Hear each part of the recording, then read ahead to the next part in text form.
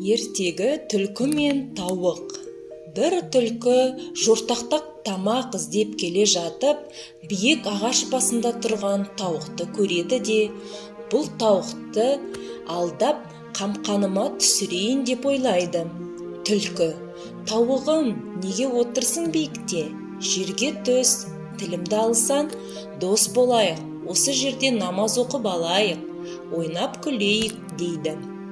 Тауық болса: рас айтасың, түлкім, 5 намазының мезгілі болып қалды, анау жерде имам жатыр, оята ғой дейді. Түлкі қуанып кетіп, биіктегі тауықты жей алмасам да, жердегі тауықты жеймін ғой деп жүгіріп барса, бір тазы ұйықтап жатыр екен. Тұра түлкіні қуады. Түлкі қаша жөнеледі. Тазы түлкіні қуып жетіп, алқымынан алады.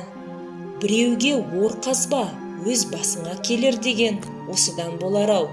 Япырмай, тауық қандай, түлкі қандай?